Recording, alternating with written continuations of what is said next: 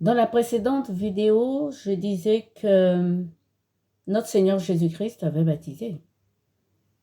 Ouais, il a baptisé. Il a baptisé ses apôtres dans le Cénacle, nous le savons. Mais il a baptisé que ses apôtres. Donc, tous ses disciples qui étaient dans le Cénacle. C'est dire qu'il a donné le Saint-Esprit seulement à des personnes précises qui devaient faire un travail bien précis. C'étaient ses serviteurs. Contrairement à la moisson, qui sont les serviteurs de Dieu, il faut faire la part de choses entre le reste du monde, qui même n'étant pas baptisés, servent quand même Dieu. Et donc le Saint-Esprit ici, que le Seigneur Jésus-Christ a donné à ses apôtres, on pourrait dire que c'était le Saint-Esprit pour la proclamation de l'Évangile. Passons à ces apôtres, une fois que notre Seigneur est monté. On prend Saint-Pierre.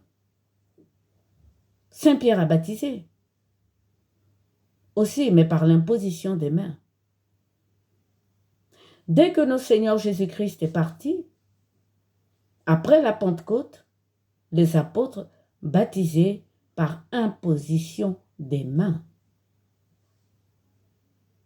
Prenons le cas de Philippe. Quand il est allé en Samarie, il n'a pas voulu baptiser du Saint-Esprit. Il a attendu d'abord que Saint-Pierre vienne pour le faire. Et Saint-Pierre n'a pas donné le baptême à tout le monde. Il a refusé d'imposer les mains sur ce sorcier de la Samarie. Vous voyez qu'il y avait une crainte pour le baptême du Saint-Esprit. Je prends ce couple-là qui avait vendu leur terrain et qui ont menti au Saint-Esprit. Vous avez vu qu'ils sont tombés et morts sur le champ. Dieu punit ceux qui ne respectent pas le Saint-Esprit, ceux qui ne le respectent pas. Et oui, nos anciens, comme je le disais, ne savaient pas. Ils n'avaient pas découvert Dieu. Et c'est Saint Paul qui nous le dit. Ils n'avaient pas découvert Dieu malgré toute leur sagesse. Jésus-Christ, lui, il nous l'a découvert. Dieu est esprit. Et donc tous ceux qui profanent ou qui injurient seront condamnés à mort. Et Jésus-Christ l'a dit. Ils ne seront pas pardonnés. C'est les textes que nous avons lus. Ils ne seront pas pardonnés ni dans ce temps, ni dans l'autre. Continuons. Saint Paul, l'apôtre des nations, comme je l'appelle, lui aussi, il a baptisé par imposition des mains. Mais qu'est-ce qui s'est passé pour Saint Paul, malgré qu'il baptisait les autres? Il avait un démon en lui. Oui, le Seigneur lui a envoyé un démon pour ne pas qu'il tombe dans l'orgueil. Et ce n'était pas pour le baptême du Saint-Esprit, puisqu'il le faisait bien, par imposition des mains, comme à Timothée, à des personnes bien précises, auxquelles il savait que ces personnes-là étaient pour un travail, puisqu'il a dit lui-même, depuis tes parents, ta grand-mère, ton arrière-grand-mère, et toutes les prophéties qui sont sorties pour dire que toi, Timothée, c'est ça ton rôle. Il a été frappé par le Seigneur qui lui a envoyé ses démons à cause des révélations qu'il avait eues. Mais il n'a pas pu être délivré. Lui-même, il ne pouvait pas se délivrer. Et le Seigneur ne l'a pas délivré. Et pourtant, il avait le Saint-Esprit. Continuons. L'Esprit Saint que le Seigneur a envoyé, ce n'était pas l'Esprit Saint pour la longévité, tout simplement parce que ce monde passera. Nous sommes d'accord. Ce n'était plus non plus l'Esprit Saint pour la royauté, puisque c'est lui seul, le Seigneur qui est le roi du royaume qui arrive. Ce n'était pas non plus l'onction de force, comme Gédéon et Samson, il l'a dit. Avant, le royaume était forcé. Mais aujourd'hui, c'est l'amour. Donc le Saint-Esprit que lui donne, c'est pour l'annonce. C'est pour l'annonce. Et pour faire l'annonce, il faut comprendre les Écritures.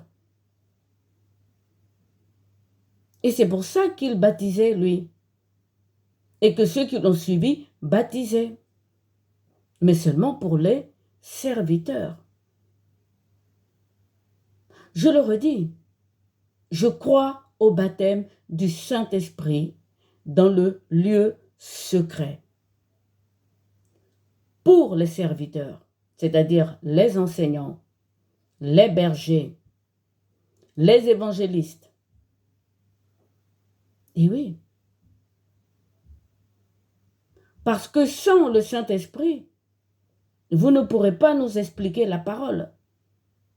Sans le Saint-Esprit, vous ne pourrez pas nous enseigner la parole. Et donc, vous recevez le Saint-Esprit, vous, pour nous expliquer la parole. Nous, notre Esprit Saint, nous le recevons, je le répète, dans la lecture de la Bible. Je vous explique pourquoi. Jésus-Christ a dit, le royaume des cieux est comme une perle précieuse. Une perle précieuse. Il l'a comparé encore à un levain qu'une femme prend pour mettre dans une pâte pour que celle-ci gonfle. Les enseignants, vous êtes là, perles précieuses. Les bergers, vous êtes là, perles précieuses. Vous êtes les docteurs, les traducteurs de la parole. C'est vous qui êtes le levain. Et donc, vous êtes la perle précieuse. Et vous recevez le baptême du Saint-Esprit. Souvenez-vous que vous serez plus lourdement jugés que la moisson ou que les saints, que vous vous équipez pour servir Dieu.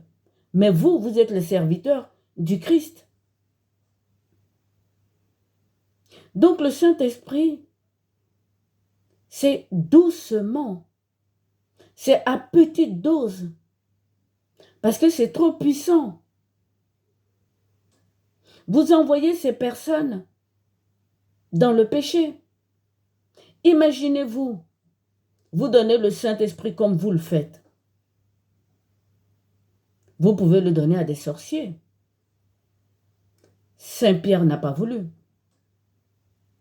Vous pourrez le donner à des personnes qui vont aller tomber dans l'adultère, à des personnes qui vont encore changer de religion. On ne sait pas. Et vous allez me dire, mais s'ils ont le Saint-Esprit, comment ils vont faire ça? Comment est-ce que David a pu le faire? Comment est-ce que Saül a pu le faire? Comment est-ce que Moïse a pu douter? Mais évidemment, Saint Pierre dit, comme des chiens, ils vont retourner à leur vomi. Vous ne savez pas si en les baptisant, ils vont retourner à ces choses-là. Vous ne maîtrisez pas. Ça, c'est la première chose. Mais je veux bien continuer encore avec vous. Nos anciens sont des enseignements pour nous. Oui, Dieu est généreux, mais il est fidèle à son dessein. Son dessein doit se faire, ça doit continuer.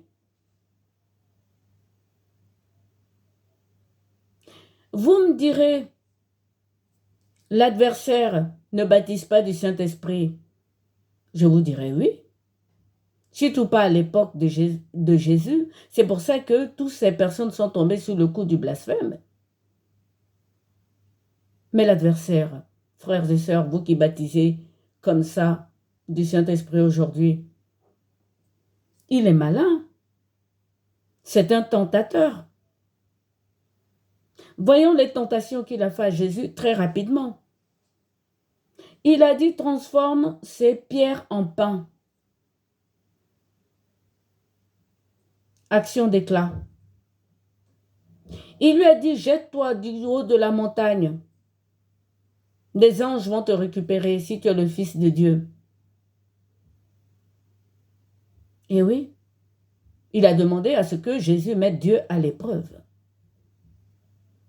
Ensuite, il lui a dit, je te donnerai toutes les nations que tu voudras si tu te prosternes devant moi.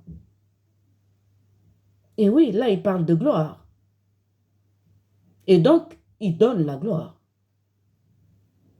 Ce que je suis en train de dire, frères et sœurs, c'est que avec toutes ces exaltations, comme je l'ai dit dans ma première vidéo sur le baptême du Saint-Esprit, il y a un risque de tomber sous le coup de l'orgueil. Nous ne sommes pas à l'abri des tentations. Et les personnes que vous baptisez ne sont pas à l'abri des tentations. Je continue. Moi, lorsque j'ai dit que j'avais un petit doute, c'était à cause de la loi. Parce que je considère ça, à la façon dont ça se passe aujourd'hui, comme si c'était une loi nouvelle. C'est-à-dire qu'il faut être baptisé du Saint-Esprit. C'est-à-dire qu'il faut connaître un miracle de guérison, de délivrance. Comme si le baptême par immersion d'eau seul ne suffit pas. Comme si la Bible seule ne suffit pas. Voilà où je veux en venir. Nous sommes dans les temps de grâce, frères et sœurs. Nous avons à accomplir les prophètes et la loi. Le Seigneur l'a dit, un iota, une virgule de l'écriture ne sera pas finie. Il faut qu'on l'accomplisse tout. Pas encore une nouvelle loi, c'est pas possible, pas après Jésus-Christ. Et vous allez me dire, mais ce que nous sommes en train de faire, c'est la prophétie de Joël. Laissez la liberté aux saints, je veux dire à la moisson, d'en juger. Parce que comment je lis dans la Bible, qu'est-ce qu'il nous dit Saint Pierre? Il nous dit ceci, à 1 Pierre 1, verset 19. Ainsi pour nous se trouve confirmée la parole prophétique. Et oui, sur laquelle vous faites bien comme s'il s'agissait d'une lampe brillante dans un lieu obscur. Saint Pierre nous dit ici que lui, les apôtres, le Seigneur Jésus-Christ, ils sont venus accomplir cette prophétie de façon éclatante. qu'on appelle la Pentecôte, la mort et la résurrection de notre Seigneur Jésus. Et nous avons notre prophétie de Joël dans la Bible. Je continue. Je veux parler de ceux qui sont en prison. Permettez-moi d'insister.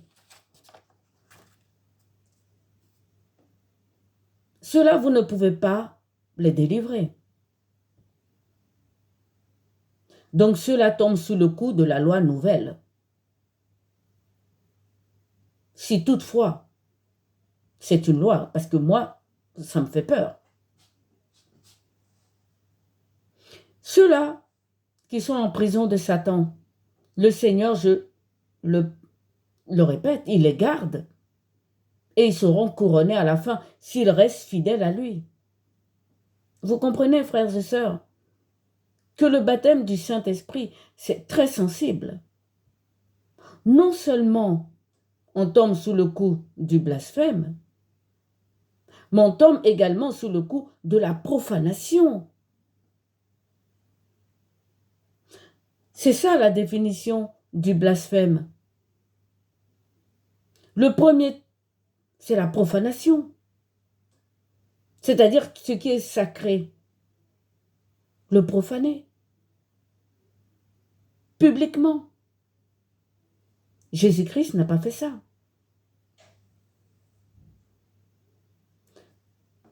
Ou injurier Dieu. Ceux qui vont revenir à leur vomi. Ceux qui vont changer de religion. Vous ne savez pas. Ce sont des trop grandes masses. Vous ne les baptisez pas par imposition des mains. Et c'est ce que les apôtres faisaient. Donc ça voulait dire au cas par cas. Je continue. Pour ce qui est du parler en langue, je ne vais pas discuter là-dessus. Saint Paul lui-même, il a dit, c'est pour s'édifier intimement. Dans l'assemblée, c'est pas la peine, il l'a dit. C'est pas la peine, il l'a dit. Ça n'a pas sa place. Un dernier point que j'aimerais parler avec vous, et c'est très important, c'est que c'est Matthieu 24, 24. Je pense que vous le connaissez tous. Je pouvais faire ma vidéo sans en parler, mais il faut bien que j'en parle. Matthieu 24, 24. Car il s'élèvera de faux Christ et de faux prophètes. Ils feront de grands prodiges et de miracles, au point de séduire, s'il était possible, même les élus.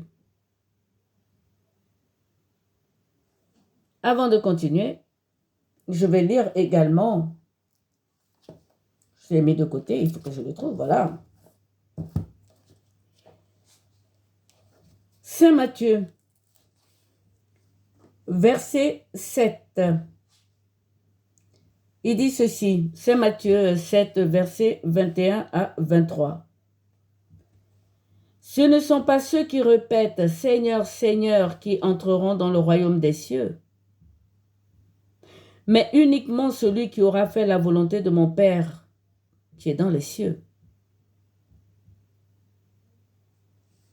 Quand ce jour-là viendra, beaucoup me diront « Seigneur, Seigneur, si nous avons prophétisé, c'est à cause de toi. Si nous avons chassé les démons, c'est à cause de toi. Et c'est à cause de toi encore que nous avons accompli des actions d'éclat. » La réponse du Seigneur, et ça fait mal. Alors je me prononcerai à leur sujet. Jamais je n'ai eu affaire à vous. Jamais je n'ai eu affaire avec vous. Écartez-vous de moi. Vous avez fait le contraire de l'enseignement.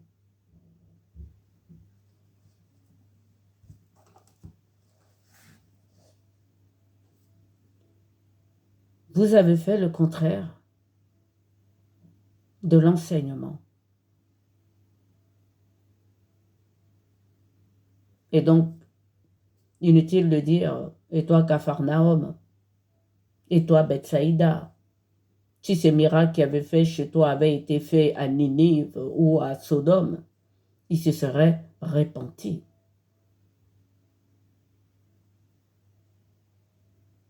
Je crois au baptême du Saint-Esprit, mais seulement pour les serviteurs du Christ. La moisson sert Dieu. C'est différent. Les athées sont en prison. S'ils n'ont pas la foi, c'est parce qu'ils sont en prison. Et là-bas, ils auront la foi. Parce que eux, ils connaissent bien l'adversaire. Croyez-moi, ceux qui sont en prison sont à respecter. Comme dit cette phrase, ce verset très important de Saint Pierre. Honorez vos frères. Respectez-vous dans la fraternité, craignez Dieu et honorez le roi. Je continue. Maintenant, on va passer dans Apocalypse 13. Là, on parle des bêtes. Quand on parle de la bête, on parle du serpent ancien. On parle du dragon. On parle du faux prophète. Et des esprits méchants. Allons-y. Apocalypse 13, versets 5 à 6. Pour la première bête. Il est écrit ceci. Et lui fut donné une bouche. Eh oui. Proférant des énormités et des blasphèmes. Il lui fut donné aussi un temps. 42 mois. Et aussi de faire la guerre aux saints.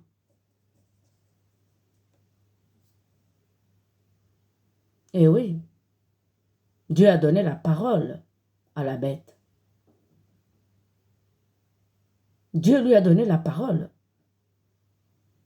Je veux dire que Dieu a donné pour faire son dessein, accomplir son dessein jusqu'au dernier jour.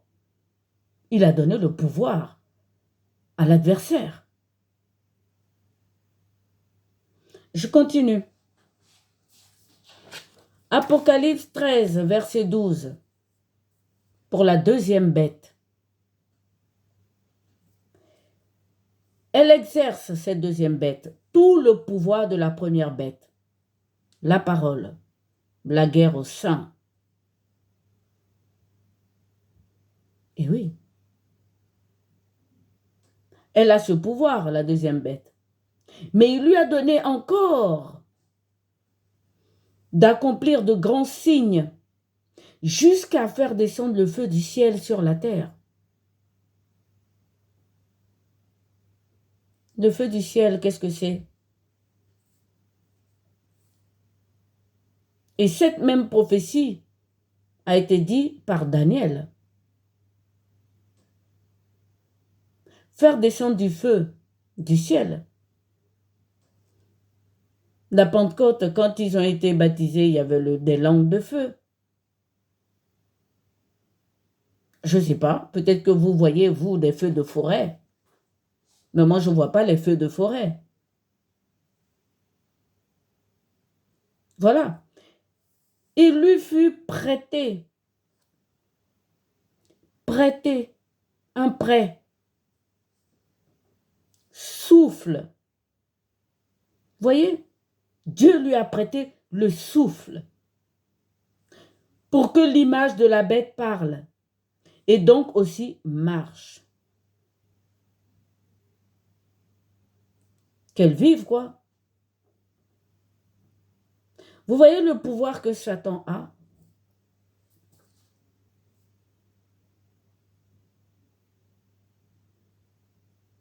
Je continue. Ceux qui sont en prison, que vous ne pouvez pas délivrer, qui sont fidèles à Jésus-Christ, qui vont recevoir la couronne. Vous savez qu'il les a divisés en deux? Dans la prophétie de Daniel, ceux-là vont s'attaquer durement à la moisson, aux 99 qui sont dans la bergerie.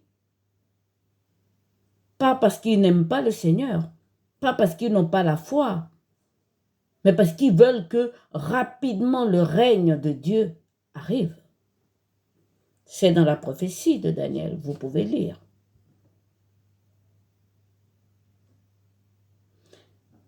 Frères et sœurs, voyons déjà ce que c'est que le Saint-Esprit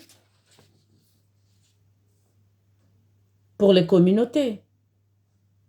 J'ai parlé de la puissance du Saint-Esprit pour les anciens. Longévité, royauté, mise à part, etc. Mais là, pour les communautés, il y a une communauté à part qui dit que le Saint-Esprit, il y a la crainte de Dieu, ils appellent ça les dons. Crainte de Dieu, c'est très important. La foi, la piété, la science, le conseil, la force, la connaissance, la sagesse. Ça s'appelle les dons du Saint-Esprit. Là, il n'y a pas de super force comme Gédéon et ni comme Moïse pour être comme des dieux pour les autres. Il n'y en a plus. Nous sommes au temps de grâce, justement.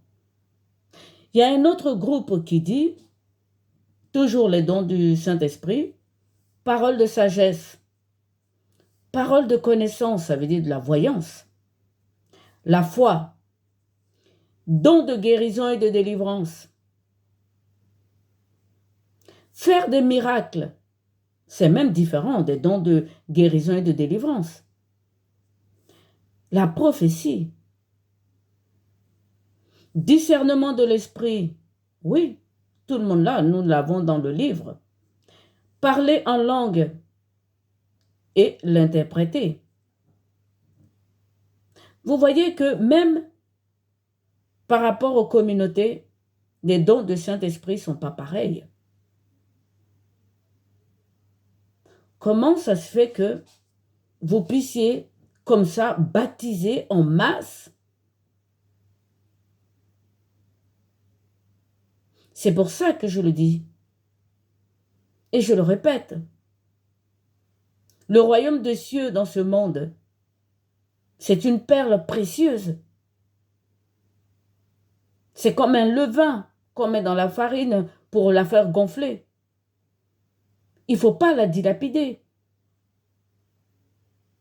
Le Seigneur dira à celui qui n'assemble pas avec moi disperse.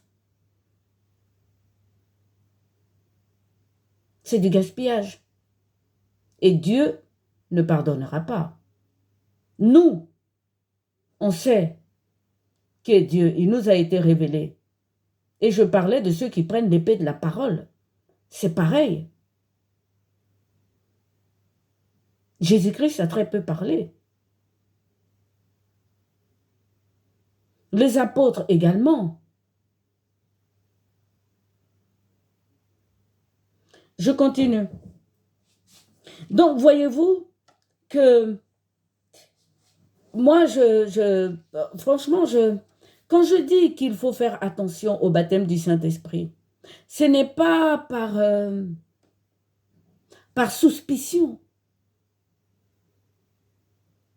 Je le répète, je le fais par amour.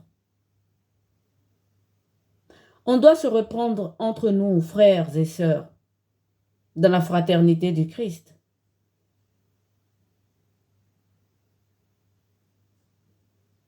Mais vous-même regardez.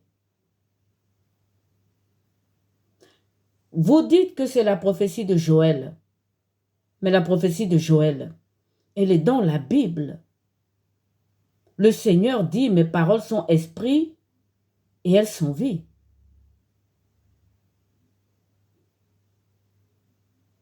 Il le dit. Nous ne sommes pas dans notre monde, nous les chrétiens. C'est pour ça qu'on doit se faire humble et petit. Je l'ai dit dans ma précédente vidéo, la prospérité, ce n'est pas le signe d'une église triomphante. Encore moins les miracles. Les miracles et les guérisons, ce sont des petits signes d'encouragement. Oui, ce sont des signes d'encouragement pour sceller, si vous voulez, la foi de certains. Mais comme je le dis, il ne faut pas que ça devienne une loi nouvelle.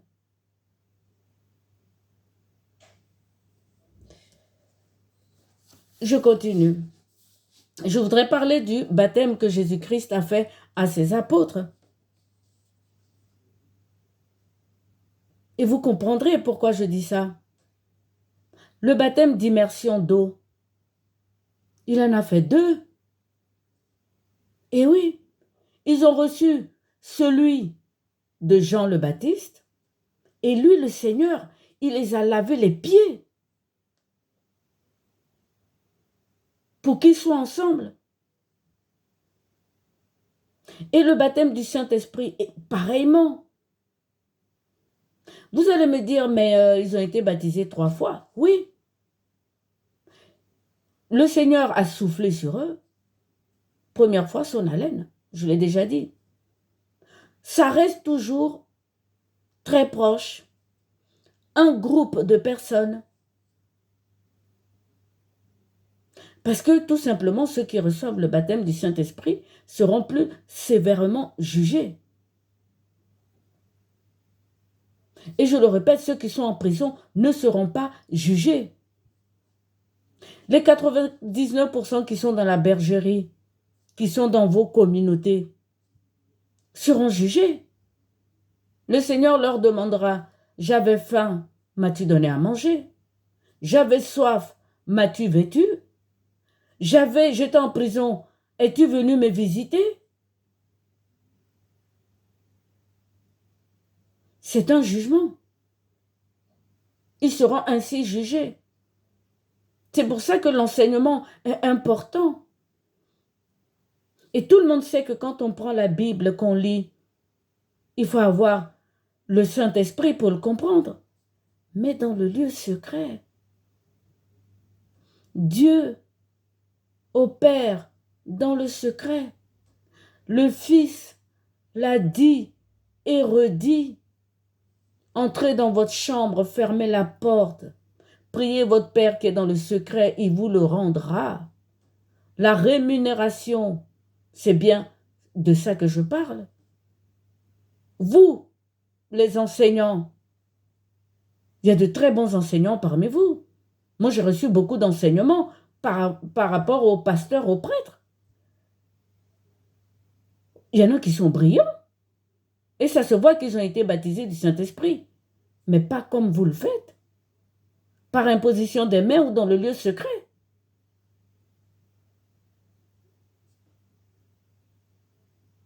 Frères et sœurs, le monde idéal serait que tout le monde soit guéri, tout le monde soit délivré, tout le monde reçoive le Saint-Esprit. Mais pas dans ce monde. Tout simplement parce qu'on n'est pas chez nous, frères et sœurs. Et donc, j'aimerais demander pardon à ceux que j'ai blessés en faisant ma première vidéo. Pardon.